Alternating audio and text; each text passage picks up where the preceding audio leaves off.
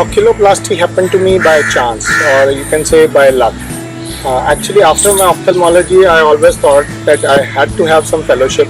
So I went and opted for a cornea fellowship in LV Prasad. But then there I saw that there were 150 plus candidates for just 3 seats. And the chance was really very bleak. And then there itself I heard about some branch called oculoplasty, where only 25 or 30 people would have opted for just 1 seat. So I thought, let's try for that also. Till lunch hour, all the interviews were conducted for plasty, which I never knew, but I was not called in. So one colleague of mine told, why don't you ask them and pressurize them to take your interview, which I did. And fortunately, Dr. Santosh Sonavar, who was the head, he again sat with the panel, and they conducted my interview, and everything went off well. At the end of the day, I was like going around in Hyderabad so that I don't know whether I'll get the fellowship or not. And I got a call from the department saying I was selected in both cornea and oculoplasty. Now, cornea was my dream, but now when you get another choice also, you get confused. So I kept asking about what are the possibilities in plasty with all my seniors, and also Dr. Honavar and Dr. G.N. Rao. I met them personally. They all told me their pros and cons, but I was still confused. Then very funny thing happened was that at the night when I was taking my dinner in a small restaurant, I happened to meet Dr. Milind Naik. I don't know from where he appeared in, and he sat along with me and we had dinner together. And during that dinner time, he told me very good stories and many good things about oculoplasty. And it was something that he built up my interest in oculoplasty. The next day again I met Dr. Santosh Sonavar, and he gave many other lucrative things about plasty, the rarity of cases, the type of things which we can do in oncology, in plastics, in aesthetics, and type of new machinery which is coming in. So I was like totally brainwashed by these two guys. So I give the credit of my being in plasty to Dr. Milind Naik and to Dr. Santosh Sonavar.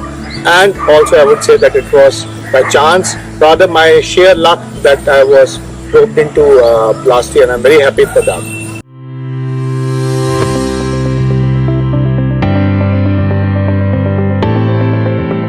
To be successful, it's not only your effort. Everybody has to be passionate, hardworking, dedicated for his work. But I believe you have to be lucky enough to be in the right place at the right time. So when I was getting no job offers, when I was about to complete my fellowship, I came back to Punjab, asked for jobs.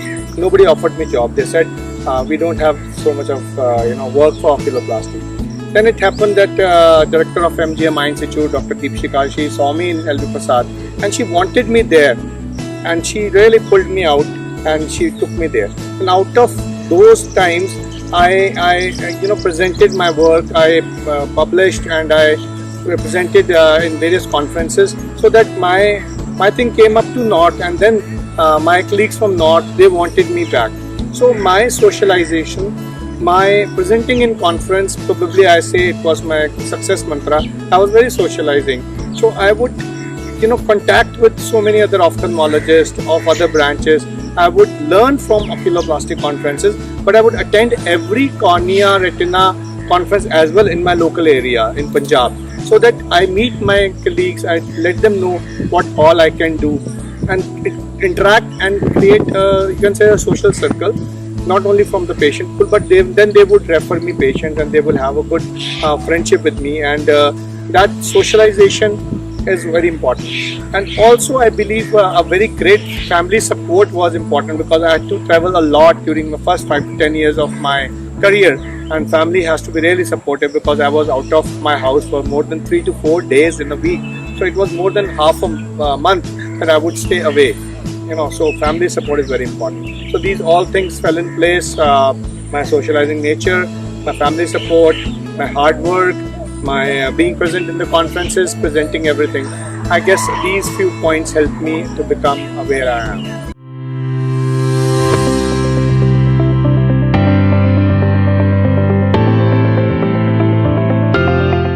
Regarding the pinching plasty, oculoplasty is a very adventurous branch. Every case which you do is something new.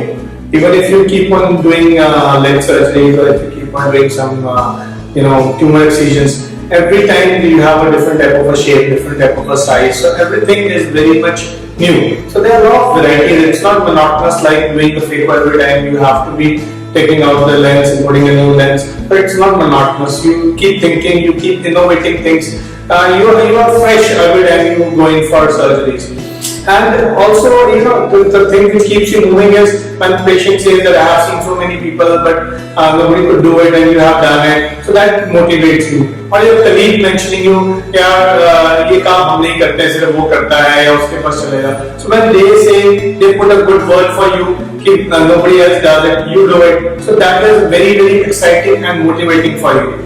I remember Dr. Daljit Singh from Punjab Ophthalmic Society. He once was delivering an oculoplasty lecture, and during his lecture, he mentioned, I have been doing so many oculoplasty for so many years, but now I have stopped doing major cases. Whenever difficult case comes, I send it to Raman, and he does a better job than me. So that type of word actually is probably my finest reward I have ever got. A person of that stature giving me this, or like Dr. Amod Gupta from BGI once said, कि the way there is potato, आलू तो हर सब्जी नहीं होता है, हर सब्जी blend होता है. इस तरह से you are like an आलू तो हर specialty के साथ blend होता है. You have to be in complement with every specialty. So these type of things, when you become friend or team with your other colleagues, and you become like a part of everybody's institute. You are not on your own institute. I'm not running iPlast only. Probably I am a plastic department for every institute or every hospital of this area. So that keeps you motivated, and everybody,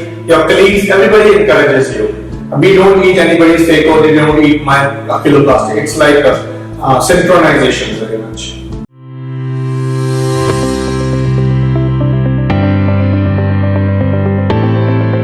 Key challenges were many.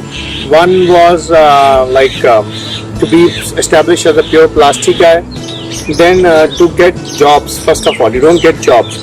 Then to compete with all others, not only ophthalms but also some other ENT people, neurosurgeons, general surgeons, plastic surgeons, and of course your ophthalmologist or pan-ophthalmologist who would do oculoplasty. And to create a niche for yourself, to get the good amount of money for the effort, the huge effort you put in for oculoplasty. So everything was very challenging. The most challenging was to make people aware of what oculoplasty is. I remember the first CME I conducted when I was in Amritsar, and a very senior guy, Dr. Rajveer Singh, he said, Raman, sab to pehla tu karega ki, what is oculoplasty? So that is the main question, because most of our ophthalmologists, probably even today, they don't know what oculoplasty is all about. What all do you do? So that was very important thing which I had to sort of tune them in. What all can I do? What all oculoplasty is all about? And then surviving in oculoplasty without cataracts, which is like bread and butter, was really difficult. It was a very big challenge for me. Then money. Nobody was ready to pay for DCRs, for Entropion, for TOSAs, even for that matter. Orbit taught me. Even you see the ECHS, EGHS list, there's only 7,000 for an orbitotomy, whereas there is more than 8 or 10,000 for cataracts. So the money is very less. So all these challenges are there when you are about to go in for plasty. You have to fight with every point and every point of time.